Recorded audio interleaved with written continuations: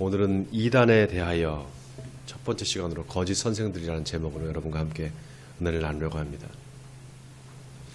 지금 한국 교회가 이단 때문에 아주 몸살을 겪고 있죠. 기독교가 한국에 들어온 이후에 지금처럼 이렇게 이단이 설치던 때가 아마 없지 않았을까 생각을 합니다.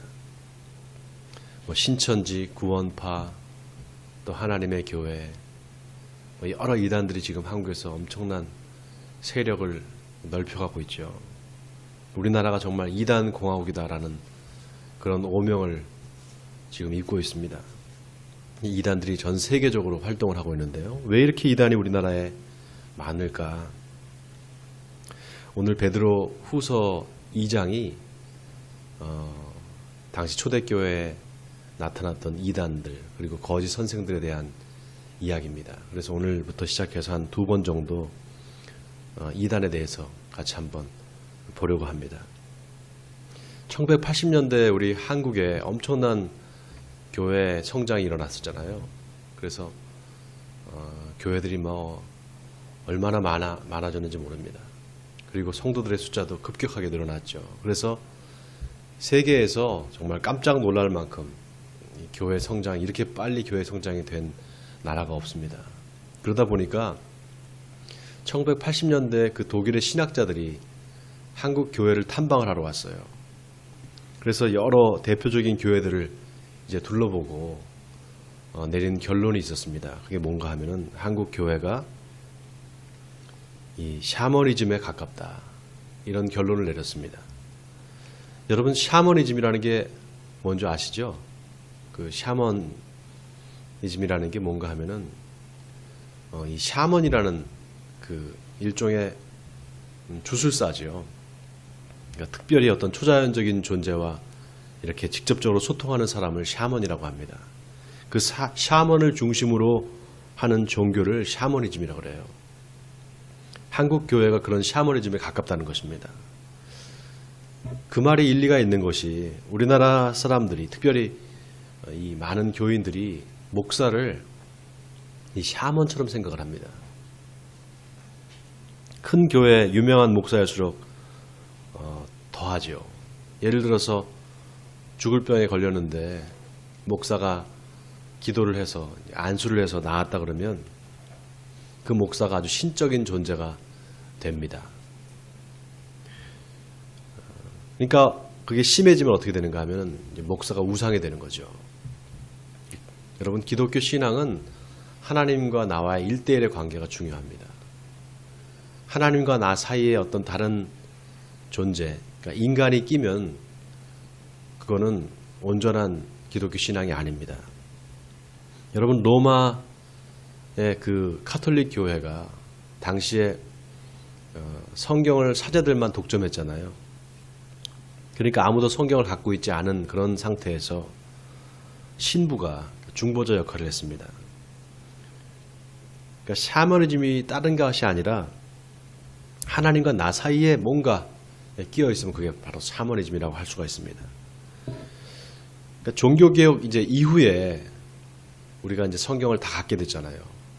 그러면서 이제 그 신부의 역할이 사실 이제 목회자 역할이죠. 목회자 역할이 상당 부분 이제 축소가 됐습니다. 그래도 여전히 이 목회자의 입지나 위치가 이 샤머니즘에 그 가깝게 그 샤먼화되어 있는 그런 경우가 아직도 남아있죠. 사실 이 종교개혁 이후에 성경책이 우리 각 사람의 손에 쥐어지면서 이제 누구나 성경을 통해서 1대1로 하나님을 만날 수 있게 되지 않았습니까? 여러분 성경 66권이 다 이 하나님 특별히 예수 그리스도에 대한 이야기잖아요. 그래서 누구든지 성경을 처음서부터 끝까지 찬찬히 읽으면 다 예수님을 만날 수가 있습니다. 그런데 왜 사람들이 예수님을 만나지 못하는가? 첫 번째는 성경을 제대로 보지 않기 때문입니다. 교회를 수십 년 다녀도 성경을 한 번 제대로 읽어보지 않은 그런 성도들이 상당히 많이 있습니다. 그러니까 그런 사람들은 교회를 오래 다녀도 예수님을 만날 수가 없죠. 두 번째는 성경을 읽어도 겸손한 마음으로 읽지 않는 것입니다. 교만한 마음을 가지고 읽으면 성경이 눈에 들어오지 않습니다. 지난주에 베드로가 성경은 오직 성령의 감동하심을 받은 사람들이 하나님께 받아 만든 것이다, 적은 것이다 이렇게 이야기를 했단 말이죠. 여러분 성경이 하나님의 말씀이라는 거 이거를 믿습니까? 이거 믿으세요? 이게 아멘이 안 되는 사람은 백날 교회를 다녀도 예수님을 만날 수가 없습니다. 성경을 볼 때 그 태도가 어떠냐가 굉장히 중요합니다. 에이, 성경이 무슨 하나님의 말씀이냐, 그냥 인간이 쓴 거지. 그런 마음으로 성경을 읽으면 성경은 그냥 책입니다. 그런 게 아니라 성경은 하나님의 말씀이다. 그러니까 겸손한 마음으로 읽어야 되겠다. 여러분 그렇게 한번 읽어보십시오. 그러면 꼭 예수님을 만나게 됩니다. 그러라고 하나님께서 성경을 우리에게 주신 것입니다. 예수님이 말씀하시죠. 귀 있는 자는 들으라. 여러분 이게 무슨 말입니까? 귀가 있어도 듣지 못하고 또 눈이 있어도 보지 못하는 그런 사람들이 있다는 것이죠. 왜 그런가 하면은 이제 들었으면 어떻게 됩니까? 이제 고쳐야 되잖아요. 또 봤으면은 그 본대로 해야 되잖아요. 그러니까 성경에 예를 들면 술 취하지 말라 이는 방탕한 것이니라 이런 말씀이 있단 말이죠. 이거를 지키려면 이제 들었으니까 지키려면 술을 끊어야 되잖아요. 그거 싫단 말이죠. 또 음행하지 말라 그런 하나님의 말씀이 있으면은 이거 지키려면 바람 피우는 거, 배우자 몰래 바람 피우는 거 이거 회개해야 된단 말이죠. 근데 그게 싫단 말입니다.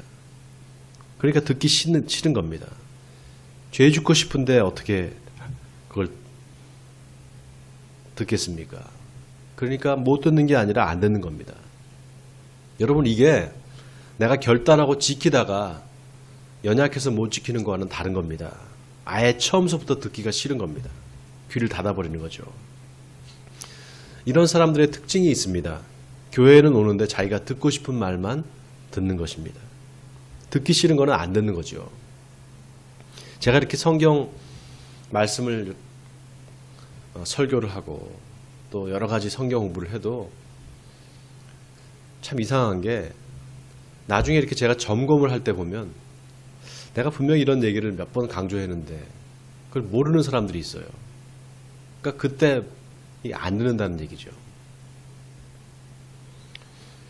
그러니까 성경을 자기 임의대로 자기가 듣고 싶은 대로 듣고 또 임의대로 해석을 하는 것입니다. 예를 들면 의인은 없나니 하나도 없다. 그러므로 율법의 행위로 구원을 받는 것이 아니라 우리가 믿음으로 구원을 받는다. 오직 예수를 믿음으로 구원받는다. 이런 말씀이 있잖아요. 이 말씀을 들으면은 내가 죄인이었구나. 회개해야지. 이렇게 생각을 해야 이게 정상인데 그게 아니라 어차피 행위로는 구원을 못 받는데 뭐 그냥 죄 짓고 살다가 나중에 예수 믿는다고 하고 그냥 죽으면 혹시 뭐 하나님이 은혜를 베푸셔서 내가 천국에 갈 수 있지 않을까 이렇게 생각을 하는 겁니다. 그 생각이 그렇게 돌아가는 거죠. 여러분 제가 맨날 강조하잖아요. 믿음과 행위가 따로 떨어져 있는 게 아니라 그랬죠. 항상 붙어 다닌다고 말씀드렸습니다. 왜 사람들이 믿다가 포기를 할까? 자기가 믿고 싶은 것만 믿으니까 그렇게 되는 겁니다. 여러분 성경을 골라서 자기가 믿고 싶은 대로 그렇게 신앙생활을 하다 보면 결국은 하나님을 믿는 게 아니라 자기 자신을 믿게 됩니다. 이스라엘 백성들이 아론한테 와서 제사장 아론한테 와서 우리를 위해서 우리를 인도할 신을 만들어내라 이렇게 이야기를 하잖아요. 그러니까 아론이 어떻게 합니까? 만들어준단 말이죠. 어떻게 만들어주는가 하면은 너희들이 귀고리가 있잖아. 금귀고리. 그거를 다 가지고 와라. 그래서 그 금귀고리를 다 모아오니까 그걸 녹여서 금송아지를 만듭니다. 여러분 왜 하필 금귀고리겠어요? 금팔찌도 있고 금목걸이도 있고 반지도 있을 텐데 왜 하필 금귀고리냐? 너희들 귀에 듣고 싶은 소리 그 소리를 내가 해줄 수 있다는 겁니다. 그런 신을 만들어줄 수 있다는 거죠. 그래서 금송아지를 만들어주는 겁니다. 여러분, 아론이 신분이 제사장이었잖아요. 지금으로 말하면 이게 누굽니까? 목사란 말이죠. 그러니까 목사만큼 우상을 잘 만들어줄 수 있는 사람이 또 누가 있겠습니까? 신학을 공부한 그 목회자가 가장 잘 우상을 만들어줄 수 있습니다. 교묘한 우상을. 자기가 원하는 걸 다 들어주는 그런 신이 있다면 그건 우상이겠죠. 여러분, 우리가 하나님을 잘못 믿으면 우상 숭배자가 되고 맙니다. 성경을 그래서 겸손한 마음으로 읽어야 됩니다. 아주 겸손한 마음으로. 안 그러면 자기 마음대로 읽게 되고 그러면 금방 교만해집니다.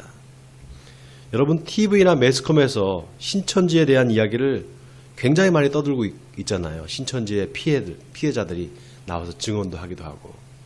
하나님의 교회나 신천지라든지 또 구원파 그런 그 교회에 다니는 사람들이 그런 매스컴을 안 볼까요? 매스컴을 본단 말이죠. 그런데도 왜 거기서 벗어나지를 못하는가? 왜 벗어나지 못할까요, 여러분? 자꾸 그 자기 마음에 자기도 모르게 거기에 끌리는 겁니다. 그러니까 남들이 다 이단이라고 비판을 해도 자기한테는 그게 이단으로 생각들이 안 되는 거예요. 자기들한테는 그게 진리인데요, 뭐. 여러분, 신천지 교인들이 자기네 교주가 있잖아요. 교주가 이만이잖아요, 이만이. 그 교주가 안 죽는다고 생각합니다. 지금 80이 넘었는데도. 이게 말도 안 되잖아요. 그런데 그걸 믿습니다. 왜 믿을까요, 그거를? 왜 믿을까요, 그게? 그걸 어떻게 믿을 수가 있죠? 그 마음속에는 자기도 죽고 싶지 않은, 영원히 살고 싶은 그런 마음이 있는 거예요. 여러분, 하나님의 교회 이단, 거기서 뭐라고 합니까? 하나님 아버지가 아니라 하나님 어머니다 이렇게 말하잖아요. 제가 이 하나님의 교회 근처를 이렇게 자꾸 지나다니게 되잖아요. 바로 옆에 있으니까. 토요일마다 얼마나 많은 사람들이 거기 꽉 차 있는지 몰라요. 그래서 도대체 무슨 설교를 어떻게 하길래 저렇게 사람들이 미혹이 돼서 저렇게 잘 교회를 열심히 다니나 싶어서 제가 하나님의 교회 홈페이지에 들어가서 거기 목사인가 봐요. 거기 사람이 설교하는 걸 들어봤습니다. 그랬더니 뭐라고 얘기하는가 여러분 아세요? 하나님이 인간을 만드실 때 당신의 형상대로 만드시잖아요. 성경에 보면 우리가 우리의 형상대로 사람을 창조하자, 이렇게 만들자 이렇게 나온단 말이죠. 그리고 어떻게 합니까? 흙을 빚어서 코에 생기를 불어넣으시니 생명이 되었다. 그러면서 뭐라고 하냐면 하나님이 우리 형상대로 사람을 만들자 하고 남자와 여자를 만드셨다 이렇게 나와 있어요. 성경에 보면. 남자와 여자를 만들었으니까 남자만 만든 게 아니라 여자도 만들었으니까 남성만 있는 게 아니라 여성도 있는 거다. 하나님이. 왜? 형상대로 만들자 했으니까. 그 형상대로 만들었으면 남자 형상도 있고 여자 형상도 있으니까. 하나님 아버지만 있는 게 아니라 하나님 어머니도 있다라는 거죠. 여러분, 이게 무슨 유치한 이야기입니까? 얼마나 유치한 이야기예요, 이게. 그러면은 여러분, 만약에 개가 있어요, 개가. 개가 인간처럼 지능이 있다고 생각해 보세요. 그 개한테 하나님 모습을 한번 그려봐라 그러면 어떻게 그릴까요, 개가? 개가 하나님 모습을 사람처럼 그릴까요? 개처럼 그리죠. 사자한테 하나님 모습 그려보라 그러면 어떻게 그릴까요? 사자처럼 그리겠죠. 하나님이 개 모습이나 그러면 사자의 모습으로 바뀔 수 있는 겁니까? 그렇게 단순한 거에 사람들이 넘어가는 거예요. 왜 그럴까요? 성경을 모르기 때문에 그렇습니다. 또 하나님의 교회에서 제일 많이 강조하는 게 뭐냐면 안식일을 지키라는 거예요. 그 안식일이 지금 토요일이란 말이죠. 토요일. 그죠? 그 사람들 그 토요일이라고 생각하는 거예요. 안식일이. 기성교회는 일요일 날 이제 예배를 드리잖아요. 여러분, 이 안식일을 지키는 그런 교파들이 많습니다. 의외로 이단들 중에. 뭐 이단들은 거의 안식일을 토요일을 지키죠. 토요일라고 하고 지킨단 말이죠. 안식교도 그렇고 몰몬도 그렇죠. 다 토요일을 예배를 드리는데 자기들은 토요일에 예배를 드리니까 안식일을 지킨다고 생각하는 거죠. 여러분, 이 안식일이 왜 중요합니까? 십계명에 있잖아요. 십계명. 안식일을 지키라는 말씀. 이 하나님의 교회 목사가 설교를 하면서 뭐라고 얘기하는가 하면, 여러분들은 거룩한 안식일에 초대를 받았습니다. 여러분 특별히 선택한 하나님의 백성이기 때문에 이 거룩한 안식일에 초대를 받은 겁니다. 이렇게 몇 번을 예배 시간에 설교하면서 4번인가 5번 강조를 하는 거예요. 당신은 특별한 사람들입니다. 선택받은 사람들이다. 이걸 강조하는 거죠. 여러분, 예수님이 특별히 예수 믿는 사람들만 위해서 십자가에 돌아가셨을까요? 그거 아니라고 말씀드렸죠. 예수 믿는 사람이나 믿지 않는 사람들이나 다 예수님께서 십자가에서 돌아가심으로 다 구원하신 겁니다. 그래서 십자가에서 하신 말씀이 있잖아요. 다 이루었다고.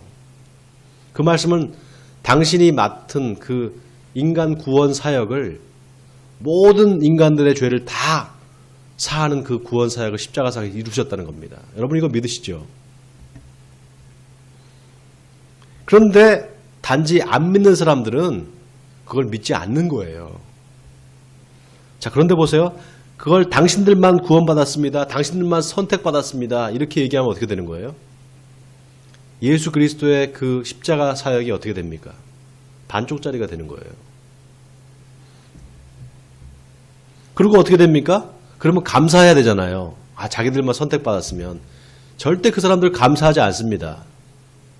교만해져요. 거기서. 나는 선택받았어. 나한테 어떤 특별한 뭐가 있는 것 같아. 그래서 하나님이 날 선택해 주신 거야. 이렇게 생각합니다. 우쭐해지고 교만해지는 거예요. 이단에 빠지는 사람들이 다 그렇습니다. 그 안에 뭐가 있는가? 교만이 있어요. 교만이. 나는 특별해. 그런 교만이 있다니까요. 그런 교만함이 그 안에 있기 때문에 당신들이 선택받은 사람들이고 당신들이 바로 14만 4천 명이야. 그러니까 거기에 혹 빠지는 거예요.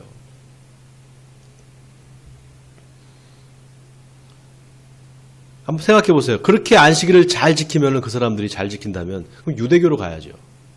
그렇지 않아요? 유대교로 가야 되는 겁니다. 그 사람들. 또 십계명은 그러면 그 사람들 그러겠죠. 십계명 그러면 안 지켜도 되는 겁니까? 안식일을 지키라 그랬는데 그렇게 반문하지 않겠어요? 우리한테? 그러면은 뭐 제사도 드려야죠. 뭐 구약 시대처럼 번제도 드리고 소제도 드리고 화목제도 드려야 되는 게 맞죠. 그리고 돼지고기 왜 먹습니까? 우리 먹지 말아야죠. 율법대로 하면 먹지 말아야 되는 게 맞잖아요. 여러분 우리가 왜 이 일요일에 주일에 예배를 드릴까요? 예? 주님이 부활하신 날이 바로 일요일이기 때문에 그렇습니다. 안식 후 첫날 바로 일요일이죠. 일요일. 그러니까 우리가 주일로 지키는 거 아니겠습니까? 그러니까 이게 성경을 모르기 때문에 이런 일이 벌어지는 거예요. 그러니까 다 자기가 믿고 싶은 대로 믿는 겁니다. 그 교만함과 그 안에 있는 욕망 때문에 그렇게 성경책에 나와 있어도 그 말씀이 보이지 않는 거예요. 여러분 우리나라에 이 거짓말로 사기치는 사람들 얼마나 많은 줄 아십니까? 여러분 이 무고죄라는 거 아시죠? 무고죄. 예? 무고죄라는 거 아시잖아요. 거짓말로 남에게 죄를 뒤집어 씌우는 걸 이건 무고죄라고 합니다. 그런데 작년 한 해 우리나라에 무고죄로 재판을 받은 사람 재판 건수가 얼마나 되는 줄 아세요?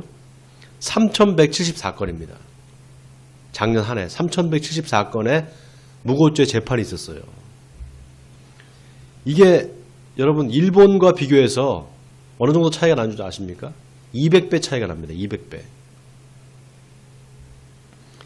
200배만큼 많은 거예요. 우리나라가. 그만큼 일본은 이런 무고죄로 재판을 받는 사례가 많지 않아요. 그만큼 거짓말하는 사람이 많다는 겁니다. 우리나라에. 사기죄는 더합니다. 사기죄는. 대검찰청에 따르면 지난 2016년 기준에서 사기 발생 건수가 총 25만 건이에요. 사기 발생 건수가. 전체 범죄의 약 12.5%를 차지합니다. 범죄 유형 중에 이 사기죄가 첫 번째예요. 하루 평균 686건의 사기가 일어난답니다. 자, 종교에도 여러분 사기꾼이 있습니다. 종교 사기꾼. 우리나라 이단 교주들은 거의 종교 사기꾼에 해당이 됩니다. 거의 다가. 여러분 사기를 왜 칩니까? 사기꾼들이? 사기치는 이유가 뭘까요? 그 목적이 뭐예요? 예? 돈이죠, 돈. 돈 뜯어내려고 사기를 치는 거잖아요. 그런데 왜 그 사기꾼들한테 당할까요? 사람들이? 왜 당할까요? 그 사기꾼들한테. 사기꾼인지 알면서도 당합니다. 이 사기꾼 같은데? 그러면서도 당해요. 거기 말려 들어가는 거예요. 왜 그럴까요? 자기 안에 욕심이 있는 거예요. 욕심이. 그러니까 자꾸 끌어당기는 겁니다. 그 욕심 때문에. 자, 오늘 본문의 베드로가 뭐라고 이야기하는가. 1절에 보니까 너희 중에 거짓 선생들이 있을 것이다. 이렇게 이야기를 합니다. 자, 1절을 우리 같이 한번 읽어볼까요? 1절을 시작. 그러나 백성 가운데 또한 거짓 선지자들이 일어났었나니 이와 같이 너희 중에도 거짓 선생들이 있으리라. 그들은 멸망하게 할 이단을 가만히 끌어들여 자기들을 사신 주를 부인하고 임박한 멸망을 스스로 취하는 자들이라. 자, 여기 그들은 멸망하게 할 이단을 가만히 끌어들였다. 이 가만히 끌어들였다는 게 뭡니까? 처음부터 대놓고 이단 사상을 설파하지 않는다는 겁니다. 처음에는 진리를 말한다는 거예요. 진리를 말하는 것 같은데 점점 다른 이야기를 하는 겁니다. 여러분 그 이단이라고 할 때 이단이라는 말이 다를 이자의 끝단자예요. 끝이 다르다는 겁니다. 자, 또 어떻게 하는가 하면 자기들을 사신 주를 부인했다라고 말합니다. 자, 누가 누구를 샀다라는 거죠? 누가 누구를 샀다라는 겁니까? 예수님이 우리를 샀다는 겁니다. 값을 치르고 샀다라는 거죠. 예수님이 십자가에서 자신의 피값으로 우리를 샀다는 거예요. 우리를 속량하셨다는 겁니다. 그래서 우리가 예수님이 흘리신 그 피를 뭐라 그래요? 보혈의 피다 그러잖아요. 보혈의 피. 당신의 그 피값을 주고 그 엄청난 대가를 치르고 우리를 다 구원해 주셨는데 그거를 부인했다는 겁니다. 누가 부인했는가? 바로 그 거짓 선생들의 말을 따르는 자들. 그 이단을 따르는 자들이 그렇게 주님이 사신 그 피값을 아무것도 아닌 것으로 만들어버리고 그리고 그들을 따랐다는 거죠. 아니 목사님 예수 한번 믿으면 구원 받는다고 들었는데 그 구원 받고 천국 가는 거 아닙니까? 예수 믿었으면. 근데 어떻게 예수님을 다시 부인을 하죠? 믿은 사람들이. 이상하지 않습니까, 여러분? 부인할 수 있습니다. 예수 믿었는데 믿었다고 말을 했는데 나중에 예수님 부인하는 사람들 많이 있습니다. 지난주에 부르심과 택하심을 굳게 하라 그랬잖아요.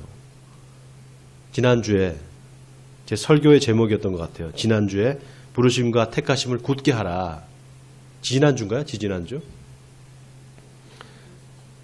그 부르심과 택하심이 있다. 그러나 그거를 굳게 하는 거는 누구 책임이라고요? 우리 책임입니다. 우리. 굳게 하는 거는. 우리 몫이라고 말씀드렸어요. 예수님의 비유 중에 여러분 잘 아시는 비유 있죠. 혼인잔치의 비유. 그 혼인잔치의 비유에 보면 왕이 자기 아들 결혼식에 이 사람들을 초청하잖아요. 당시 유대 귀족이나 왕족들은 결혼식에 종을 시켜서 미리 초청장을 보냅니다.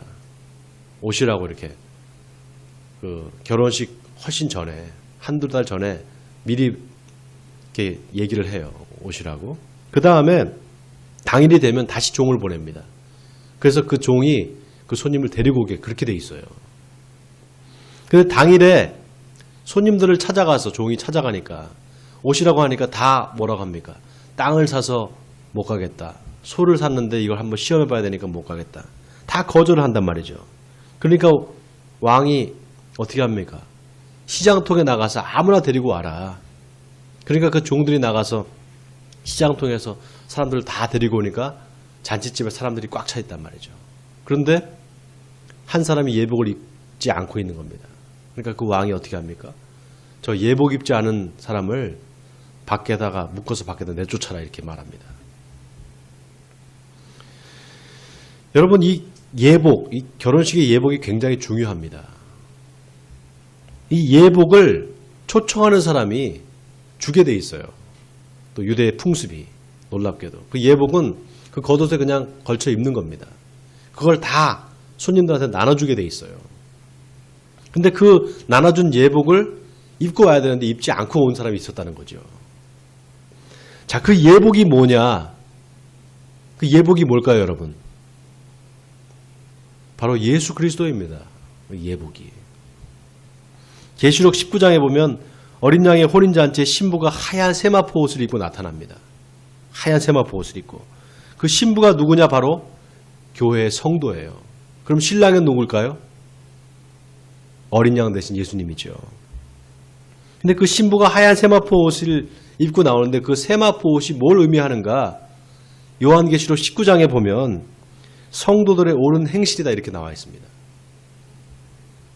자, 이거 보세요. 그 예복이 뭐라 그랬죠? 예수 그리스도죠. 자, 그 예복이 그런데 또 뭐라고 얘기합니까? 성도들의 옳은 행실이다 이렇게 말했습니다. 그러니까 이게 뭐예요? 뭘 의미하는 겁니까? 예수를 믿는 믿음과 그 행위가 따로 떨어지지 않는다는 겁니다. 하나라는 거죠. 여러분 부르심은 누구한테 다 했습니다. 누구한테나 다 했습니다. 누구나 다 하나님이 다 부르셨어요. 구원은 모든 사람들한테 다 초청장을 보낸 거랑 같습니다. 근데 그 초청에 응하는가 응하지 않는가 거기에 달려 있습니다. 초청장을 받고 안 오는 사람들이 있죠.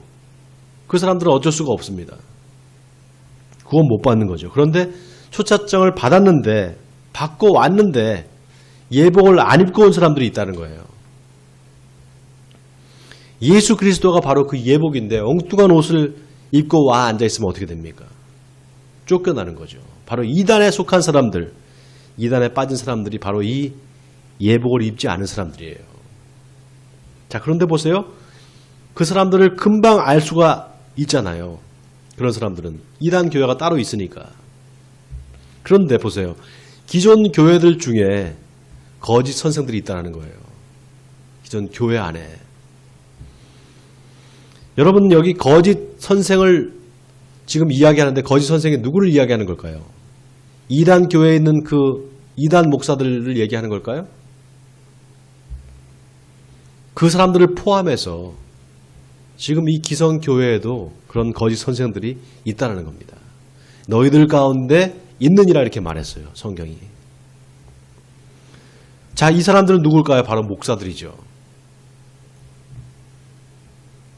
그럼 누가 거짓 선생이냐? 누가 가짜 목사냐? 식별하는 방법이 오늘 성경에 나와 있습니다. 자, 보세요. 오늘 여기 2절을 보세요. 여럿이 그들이 호색하는 것을 따르리니 이로 말미암아 진리의 도가 비방을 받을 것이다 이렇게 말합니다. 여러분 목사가 성적으로 타락했다. 그래서 음행죄를 짓는다. 이건 100%입니다. 100% 그 사람은 거짓 선생이 맞습니다. 정상적인 목사면은 간통죄를 짓고 음란죄를 짓고서 목회 강단에 이 강대상에 올라올 수가 없습니다.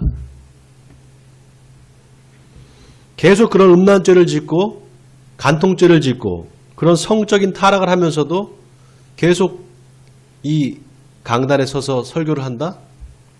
그거는 양심의 화해를 맞았다는 증거입니다.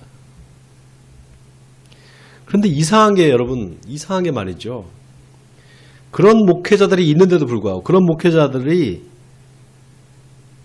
교회에서 계속해서 목회를 하고 있다는 사실입니다. 성도들이 그런 목회자를 계속 추종하고 그 목회자 밑에 있어요. 그 교회를 나와야 되는 게 정상인데 왜 그럴까요, 여러분? 목사가 그런 사람이면 저거 거짓 선생이 맞고라고 빨리 나와야 되잖아요. 왜 그럴까요, 근데? 안 나오는 이유가 뭘까요? 영이 같기 때문입니다. 영이. 그것밖에는 설명이 안 돼요. 자, 또 하나 거짓 선생을 어떻게 식별하는가? 오늘 3절에 보니까 탐심으로 지어낸 말을 가지고 너희로 이득을 삼다 그랬습니다. 여러분, 교회 목회자가 돈을 밝힌다? 이거 문제죠. 성도가 어렵게 살면서 먹을 게 없는데, 먹을 게 없이 가난하게 사는데 목사 혼자 좋은 집에 좋은 차 타고 다니면서 호의호식한다? 그럴 수 없습니다. 그렇게 할 수 없어요. 지난주에 우리 조용수 목사님이 제 동기 목사님 와서 설교하시고 이렇게 부흥회를 하셨잖아요. 제가 사례비를 20만 원을 담아서 이렇게 봉투에서 드렸어요. 이제 봉투 안에 이렇게 10,000원짜리를 넣어서 드리니까 뭐가 이렇게 두꺼워요, 이렇게. 차 안에서 드렸거든요. 그랬더니 뭐가 이렇게 목사님 두꺼워요. 이렇게 많이 주셨어요. 그래서 많지 않습니다 하고 이제 드렸는데 바로 전화가 왔어요. 다음날. 근데 우리 주보에 나와 있는 그 은행 계좌로 다시 20만 원을 붙였다라는 거예요. 그 장애인 선교하면서 얼마나 돈 쓸 게 많겠습니까? 그런데 자기같이 그렇게 부족한 사람을 불러준 것만도 감사하다는 거예요. 여러분, 이런 사람이 참 목사죠. 이런 사람이 참 목사입니다. 또 하나 거짓 선생을 어떻게 식별하는가? 성경 말씀이 아닌 지어낸 이야기를 한다는 거예요. 성경이 아닌 다른 걸 인용한다거나 성경적이지 않은 이야기, 그런 이야기를 자꾸 하는 사람, 그런 사람 의심해 봐야 됩니다. 또 성경에 대해서 성도가 물어보는데 거기에 대답을 못한다거나 모호한 대답을 한다거나 그러면 거짓 선지자가 아닌가, 거짓 선생이 아닌가 의심해 봐야 된다, 이 말입니다. 자, 그런데 중요한 거는 똑같은 방법으로 자기를 점검해야 됩니다. 똑같은 방법으로. 내가 예수를 믿으면서 예수를 믿는다고 하고 교회를 다니는데 성적으로 타락해 있지는 않는가? 음란죄에 빠져 있지는 않은가? 돌아봐야 됩니다. 또 내가 예수를 믿는다고 하면서 돈을 쫓고 있는 건 아닌가? 부자 되고 물질의 축복을 받으려고 하나님을 이용하고 있는 것은 아닌가? 이걸 생각해 보시기 바랍니다. 여러분, 마귀가 우리를 속이기 위해서 잘 써먹는 방법이 뭔지 아세요? 제일 잘 먹히는 방법, 우리한테. 그게 뭔지 아십니까? 예수 믿는 목적을 바꿔버리는 겁니다. 예수 믿는 목적을. 세상에서 물질의 축복을 받고 잘 사는 게 예수 믿는 목적이 되게 만드는 거. 그게 마귀가 쓰는 방법이에요. 그럼 어떻게 될까요? 예수를 아주 신나게 믿겠죠. 아주 신나게 믿겠죠. 부자 된다고 하니까, 축복받는다고 하니까 예수를 신나게 믿지 않겠어요? 그리고 자기가 예수 잘 믿는다고 착각을 합니다. 사업이 잘 되고 막 모든 게 잘 되면, 형통하면 내가 예수를 지금 잘 믿고 있구나, 그렇게 생각한다는 거예요. 그런데 그게 예수를 믿는 거냐? 아니라는 거예요. 예수를 믿는 게 아니라 사탄을 지금 쫓고 있는 겁니다. 물질의 신을 쫓고 있는 거예요. 그 꼬임에 넘어간 사람들이 교회에 얼마나 많은지 모릅니다. 멸망의 길로 가고 있는데 그게 진리의 길을 하고 착각하고 있는 거죠. 여러분, 우리가 예수 믿으면 구원받는다 그러잖아요. 예수 믿으면 구원받는 거 맞습니까, 여러분? 아멘이죠. 예수 믿으면 구원받습니다. 그런데 여러분, 그 말씀은 다시 말하면 모든 사람이 다 하나님의 구원의 초청을 다 받았다는 거예요. 예수 믿으면 구원받는다는 그 말 속에는 모든 사람들이 예수님의 그 구원의 초청, 하나님의 그 구원의 초청장을 다 받았다는 이야기예요. 왜냐? 예수님이 이미 다 구원을 이루어 놓으셨단 말이죠. 그러니까 믿기만 하면 되는 겁니다. 자, 그런데 그 믿는다는 게 뭐냐? 성경은 어떻게 하면 구원을 받을 수 있다, 이렇게 해라 저렇게 해라, 그렇게 말하지 않습니다. 성경은 그냥 딱 뭐라고 얘기하는가 하면 예수 믿으면 구원받는다, 이렇게 말합니다. 예수를 믿음으로 구원받는다, 이렇게만 말해요. 성경은 아주 쉽게 이야기하죠. 그러니까 구원의 조건은 딱 하나입니다. 예수 믿는 겁니다. 그런데 그 예수 믿는다는 게 뭐냐 이거예요. 뭐냐 이거죠.